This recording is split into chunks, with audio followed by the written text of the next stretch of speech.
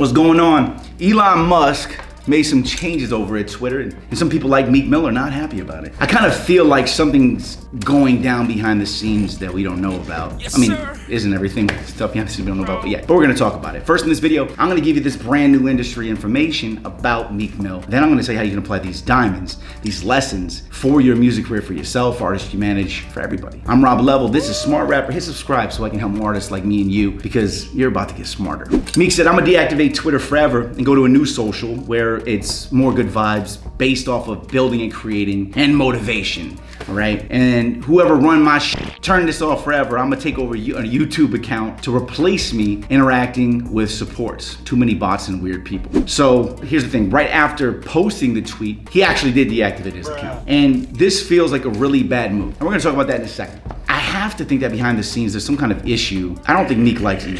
And I don't know why, but remember, these circles are small and sometimes people just don't like each other's views, all right? Because here's another thing about it, right? Is Meek Mill did this right after Elon talked about stepping down as the head of Twitter, right when the changes were made to the platform, as you can see on the Twitter support Twitter. Basically what they said was, they're gonna remove accounts that are solely used for the purpose of promoting other platforms. And when you look further into it, I mean, this doesn't even affect Meek Mill, but at the same time, it seems to be what really triggered this, which is why I think it's a publicity stunt. Actually, I'm almost positive it is. I'll mention that in one of these lessons, but first I wanna mention what Elon said. First of all, this is great. He said, should I step down as the head of Twitter? And then he said, I will abide by the results of this poll.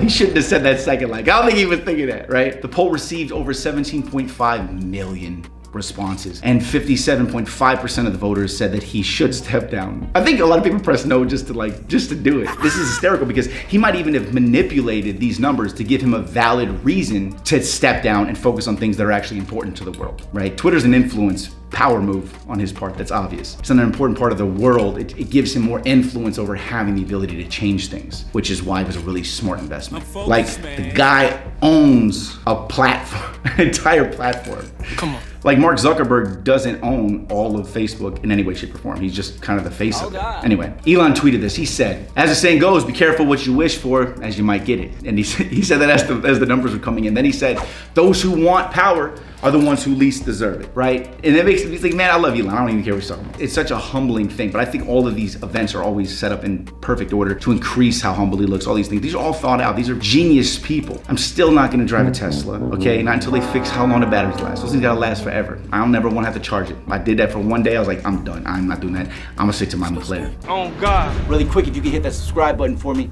I really appreciate it. Growing this channel allows me to help more artists like you and me so that we can keep getting further, faster together. That's it, let's get back to the video. So now let's talk about the lessons we can learn from this. And I think there's a lot of insight here that you're really going to like, all right? Especially if you're a music artist watching this. So what can we learn from Meek in this incident? Listen, you can have opinions, but when they are so strong that they affect your audience in the reach to actually have the influence, taking a side isn't necessarily the best option. He's actually losing reach to his fans and audience in return for exposure in the short term.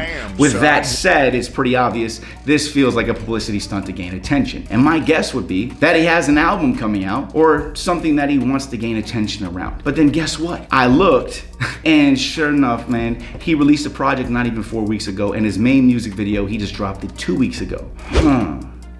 I wonder if he knew that this Twitter deactivation would get headlines after his publicist pitched it, and it would be a good move to gain attention to his music. I wonder, does that really, does that seem, yeah.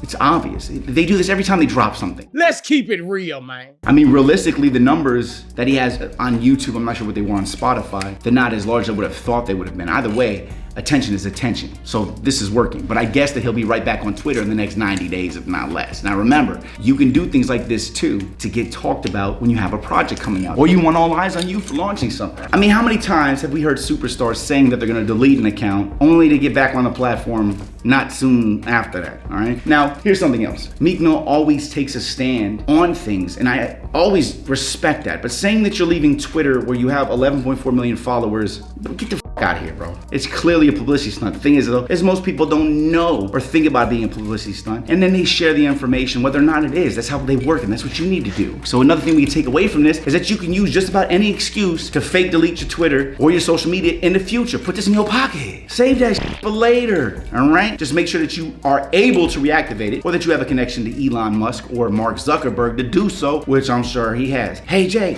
can you hit up Mark real quick? Yes. I don't doubt that's a phone call to Jay-Z that Meek Mill can make anytime he wants. Think about it. I mean, the feeling of being at the top, it must be amazing. Or is it? Don't forget that I have over 100 masterclasses for anywhere you are in your music career. Think about how well thought out everything that I do is. I have all these strategies and things that you can apply to your music career. I can help you get from where you are to where you want to be. smartrapper.com/programs. There's gonna be a link in the description as well as in the top comment. Right, hit subscribe for me. I'm dropping a video a day now. I'm back. It's my year, baby. And I want it to be your year too. If you know it's serious because I said baby. I don't even say baby. Just got my 6th Spotify plaque. Got my first 10 million view YouTube plaque, even though the song's at 15 million now. It's time. Keep hustling, gang. Hit subscribe, and I'll see you at the top. Like abortion, I ain't kidding. Just kidding.